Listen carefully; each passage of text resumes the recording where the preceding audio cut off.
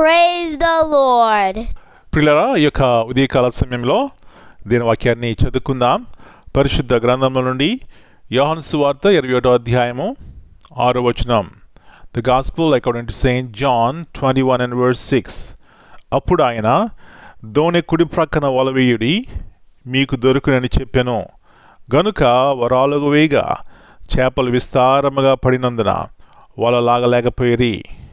And he said unto them, Cast the net on the right side of the ship, and ye shall find. They cast therefore, and now they were not able to draw it, for the multitude of fishes.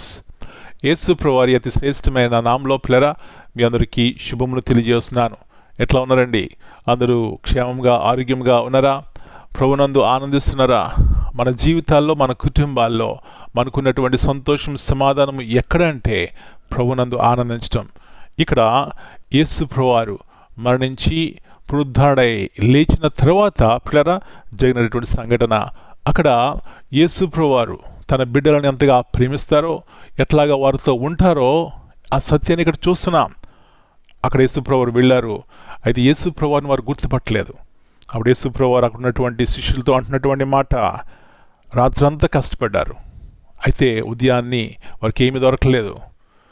యేసు ప్రభువారు అంటున్నటువంటి మాట ఎప్పుడైతే వారు విన్నారో, విధేయత చూపెట్టారో, ఆశీర్వాదం చూస్తున్నారు. విస్తారముగా చేపలు పడ్డాయంట. నా ప్రియ సహోదరి, ఈ ఉదయకాల సమయంలో ఎవరి స్వరం వింటున్నారు మీరు?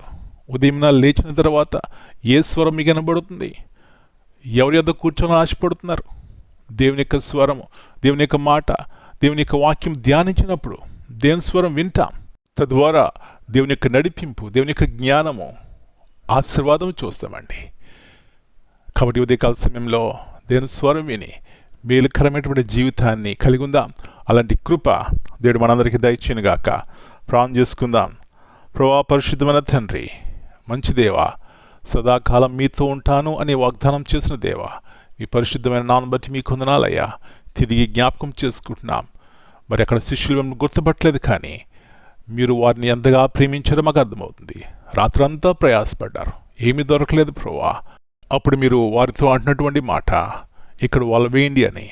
ఎప్పుడైతే మీ స్వరం విన్నారో, మీ మాట విన్నారో, విధేయత చూపెట్టారో, ఎలాంటి ఆశీర్వాదం చూస్తున్నారు నాయన.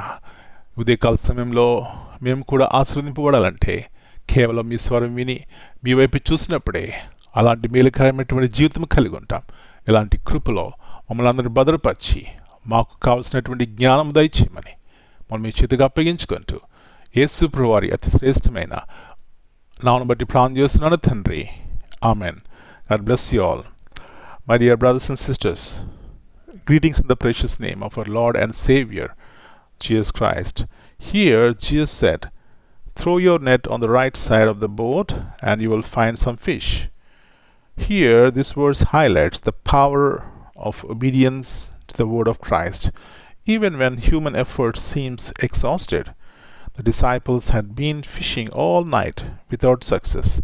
Yet a simple instruction from Jesus completely changed the situation. Amen.